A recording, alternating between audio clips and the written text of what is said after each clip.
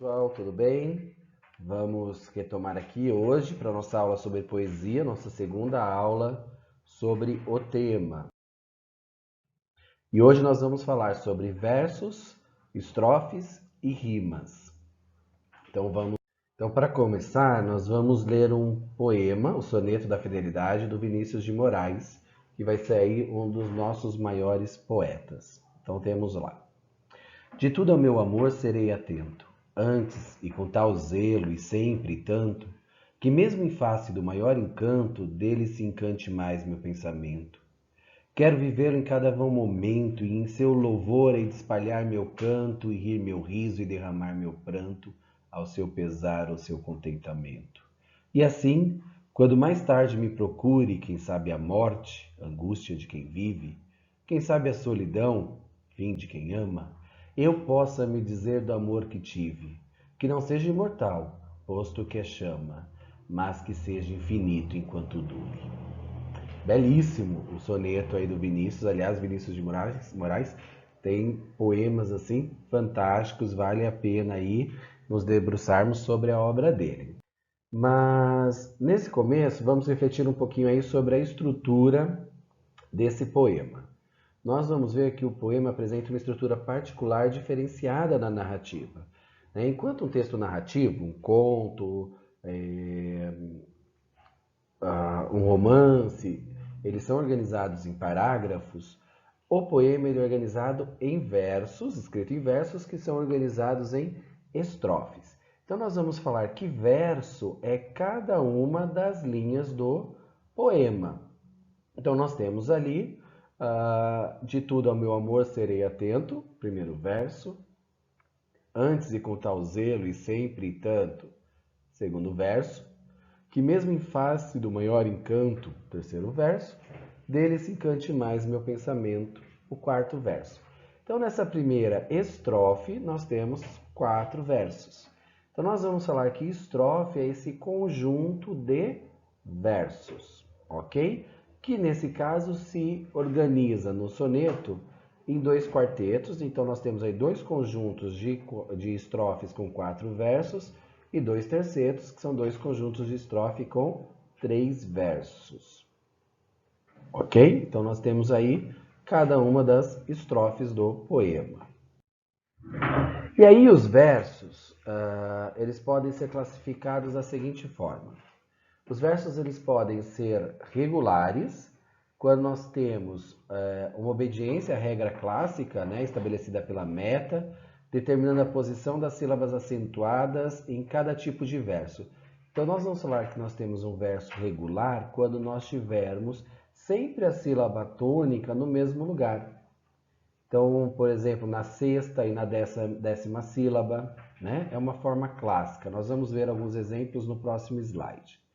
Vamos falar que os versos eles são brancos quando eles seguem essas regras de versificação. Então, nós temos a sílaba acentuada no mesmo lugar, mas não temos rimas. Nos versos regulares temos rimas, nos versos brancos, não.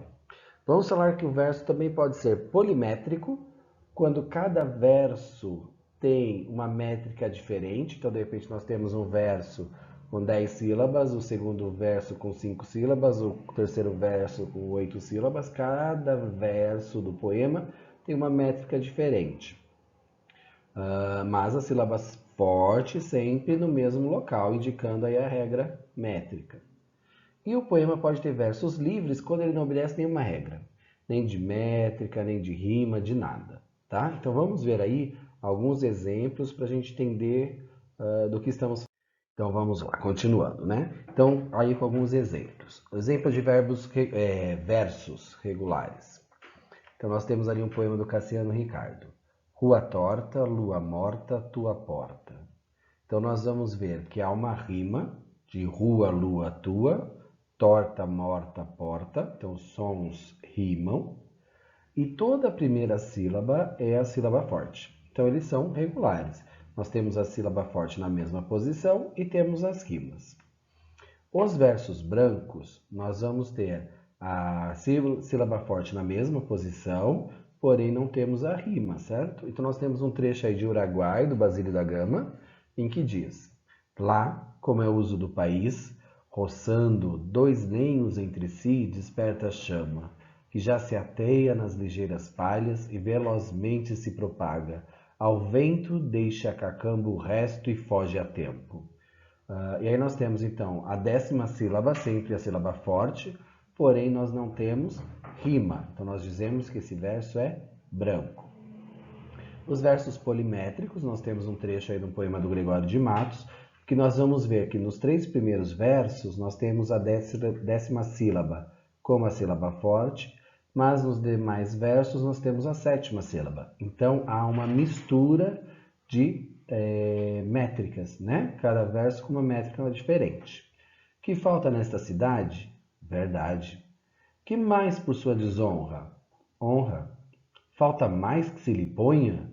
Vergonha. O demo a viver se exponha, por mais que a fama a exalta, numa cidade onde falta verdade, honra, vergonha. Então nós temos aí versos polimétricos, porque na primeira estrofe desse trecho nós temos uma métrica, na segunda estrofe nós temos uma outra métrica. E os versos livres, que aí não tem uma preocupação nem com métrica nem com rima, nós temos esse exemplo de Alberto Caeiro, que vai ser aí um dos heterônimos do Fernando Pessoa. Nós vamos falar de Fernando Pessoa quando nós estivermos estudando o modernismo lá em Portugal. Então vamos lá. O espelho reflete certo, não erra porque não pensa. Pensar é essencialmente errar. Errar é essencialmente estar cego e surdo. Então nós conseguimos ver aí nessa lâmina exemplos diferentes do uso da métrica nos versos.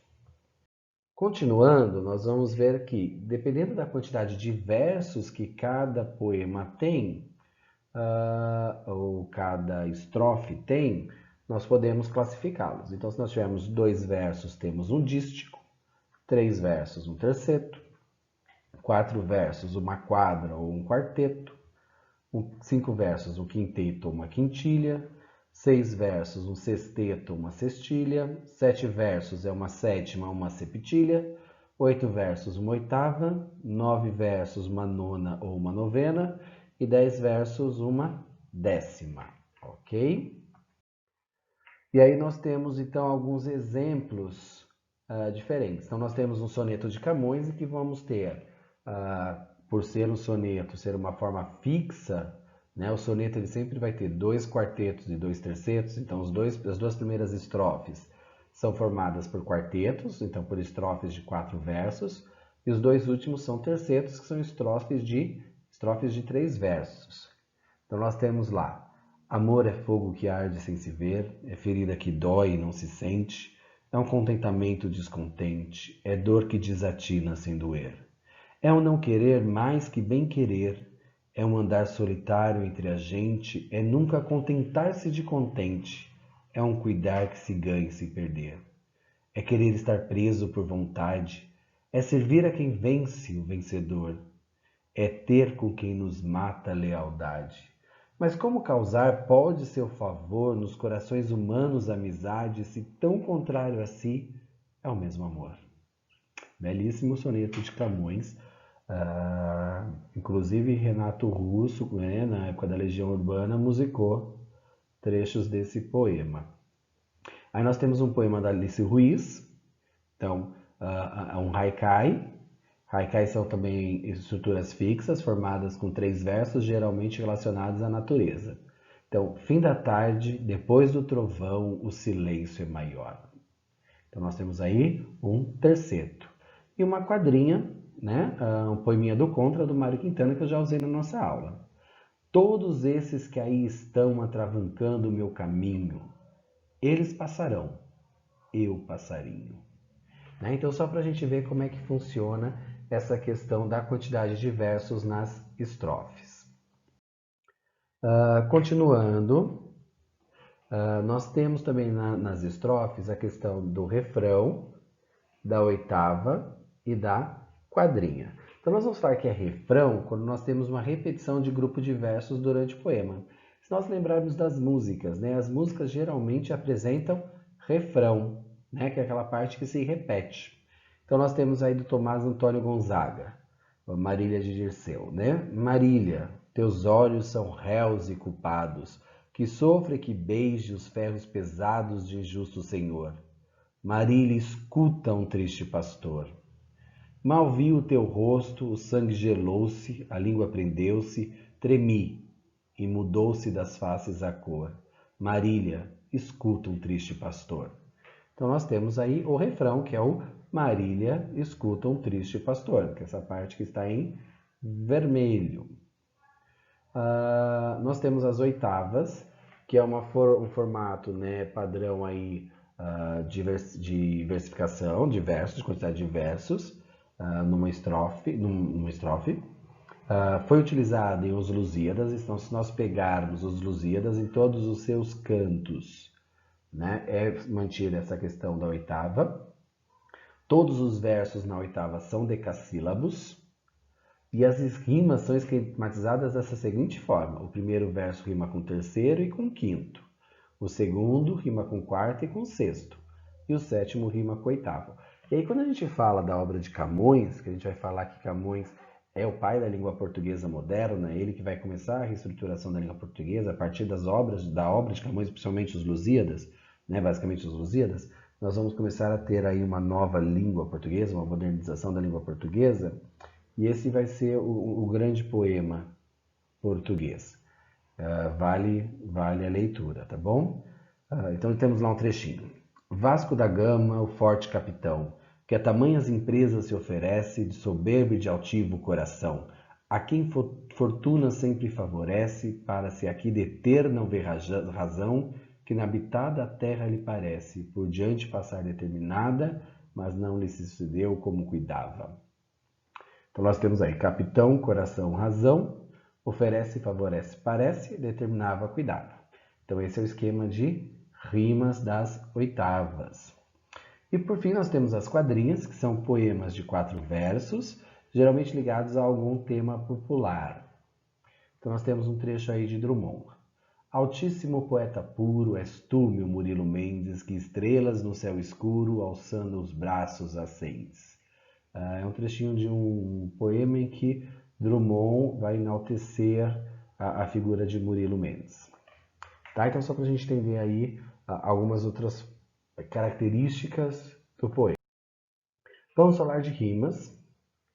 Né? Rima é o nome que se dá à repetição de sons semelhantes, ora no final, então algumas vezes no final de versos diferentes, ora no meio desses versos, alguns em posições variadas, criando aí um parentesco, uma proximidade de som, uma proximidade fônica, entre palavras presentes em 2 ou mais versos. Né? Quando a gente fala, eu até coloquei aí um desenho do Emicida, porque a gente fala de rima, batalha de de rap, né? Geralmente que falam que vamos rimar e tal, é justamente isso, é procurar utilizar no seu verso, nos seus versos, palavras que tenham sons parecidos. Então vamos lá, as rimas. Conforme a posição da rima, ela pode ser externa, quando ela acontece no final do verso, ou ela pode ser interna, quando acontece no interior do verso. Então, se no finalzinho do verso tem a rima, externa. Se essa rima acontece no meio do verso, interna. Então, temos lá um trechinho de novo de Vinícius de Moraes.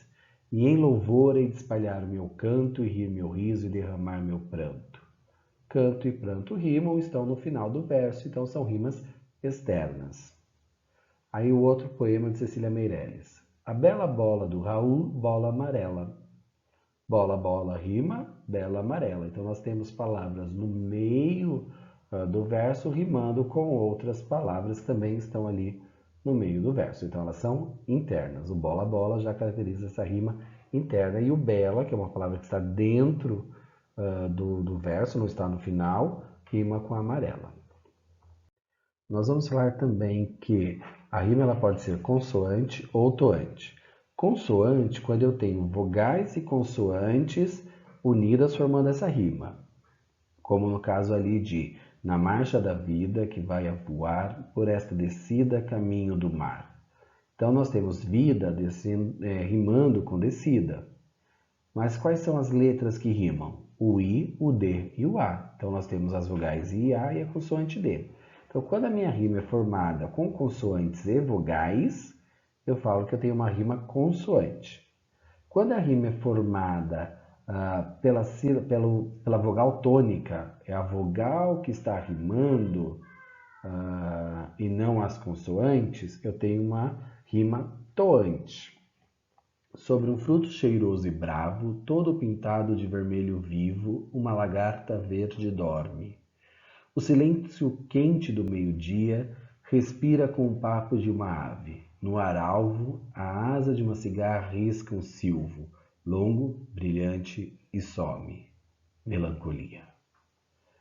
Então, nesse poema Melancolia do Guilherme de Almeida, nós vamos ver que o bravo rima com alvo, mas nós não temos a letra L lá no primeiro verso.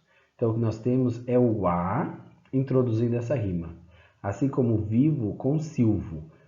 O que é igual é a letra I, porque no vivo não tem o L do silvo. Assim como dorme e some. No dorme, nós temos uma letra R que não aparece em some. Então, nós temos o quê? Vogais comuns que vão introduzir essa rima. Por mais que o som do final seja igual, o que vai iniciar, o que vai introduzir a rima é a vogal, ok? A vogal tônica. Então, nós vamos falar que nós temos aí uma rima toante. De acordo com a posição da rima no verso, né? Qual verso rima com qual verso, né? Quais são os versos que rimam?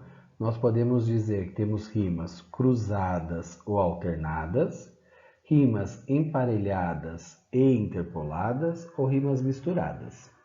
Então nós temos ali, no Carlos Drummond de Andrade.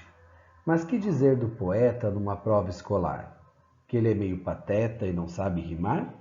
Que veio de Itabira, terra longe e ferrosa, e que seu verso vira de vez em quando prosa? Então nós vamos ver que nós seguimos um esquema aí, AB, AB, CD, CD. Então o primeiro rima com o terceiro, o segundo com o quarto, ok? Então nós temos essa sequência, essas são as rimas cruzadas. As emparelhadas é quando nós temos rimas em dois versos seguintes, né, na sequência. E as interpoladas é quando nós temos o primeiro e o quarto, que é o esquema aí de rima do Sentimento do Ocidental, do Cesário Verde, em que o primeiro verso rima com o quarto e o segundo rima com o terceiro. Então essa rima do primeiro com o quarto é uma rima interpolada. A do segundo com o terceiro é uma rima emparelhada. Então, nas nossas ruas ao anoitecer, a tal soturnidade, a tal melancolia, que as sombras, o bulício, o tejo, a meresia, despertam meu desejo absurdo de sofrer. Então, anoitecer rima com sofrer, primeiro e quarto versos. Melancolia rima com maresia, segundo e terceiro versos. Ou misturadas, que aí a gente não tem essa sequência de rimas, né? E aí nós temos um poema do Manuel Bandeira, Vamos embora para Passárgada. Vamos embora para Passárgada. Vamos embora para Passárgada, aqui eu não sou feliz. Lá a existência é uma aventura de tal modo inconsequente que Joana, a louca de Espanha, rainha e falsa demente, vem a ser contraparente da nora que nunca tive. E aí nós vamos ver que não há uma sequência lógica de rimas, então elas são misturadas. Na sequência nós vamos ver que as rimas elas podem ser agudas, graves ou esdrúxulas, de acordo com a posição do acento tônico. Então, se os nossos versos são formados por palavras, né, a rima está numa palavra oxítona, e aí nós temos que lembrar que oxítona é a palavra em que a última sílaba é a tônica, ok? Nós temos então rimas agudas.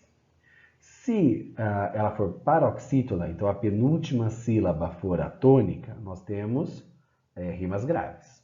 Então olha ali no poemeto irônico do Manuel Bandeira.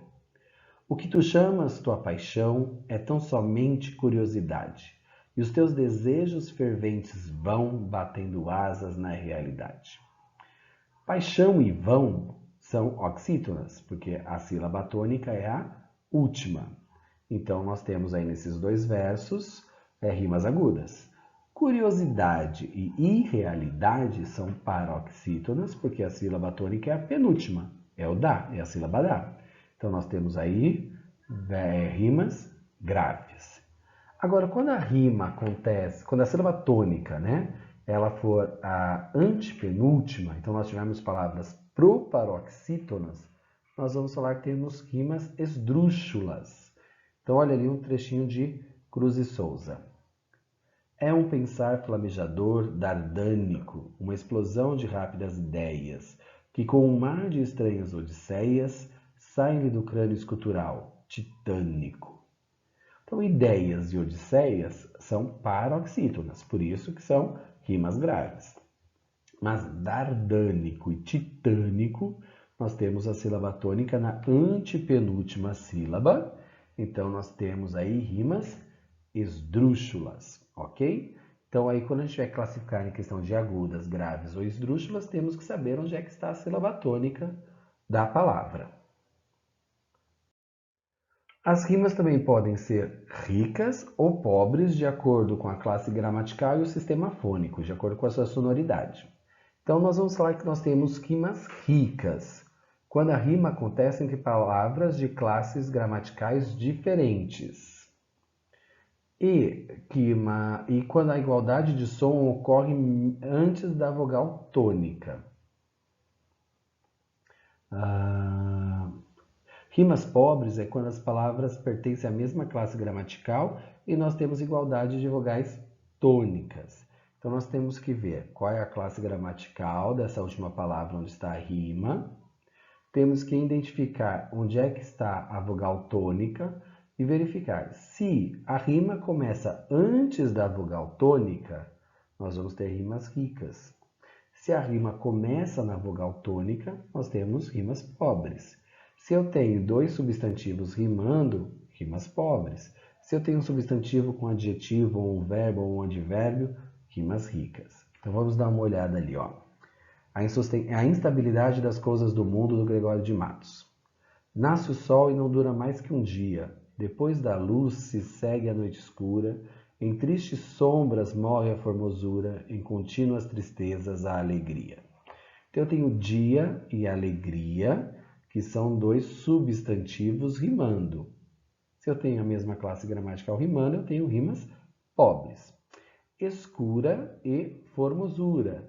Nós temos aí dois adjetivos rimando. Então, nós temos também rimas pobres na questão gramatical. Na questão fônica, olha ali um beijo do Olavo Bilac. Foste o melhor beijo da minha vida, ou talvez o pior. Glória e tormento, contigo a luz subi do firmamento, contigo fui pelo infernal descida. Nós temos ali vida e descida rimando, e a rima começa na vogal I, que é a vogal tônica, a vogal mais forte. Então, como as duas rimas começam na vogal I, nós temos rimas pobres. Mas em tormento e firmamento, a rima começa antes da vogal. A vogal tônica é o E. Mas a rima já começa na letra M, na consoante M antes. Então, nesse caso, eu tenho uma rima rica. Ok? Então, é isso que nós tínhamos para a aula de hoje. Na próxima semana, a gente vai continuar falando de poemas. Vamos ver a questão das figuras de linguagem, algumas figuras de linguagem presentes no poema. E vamos ver também a questão das estruturas físicas, tá bom? Até lá, e é isso.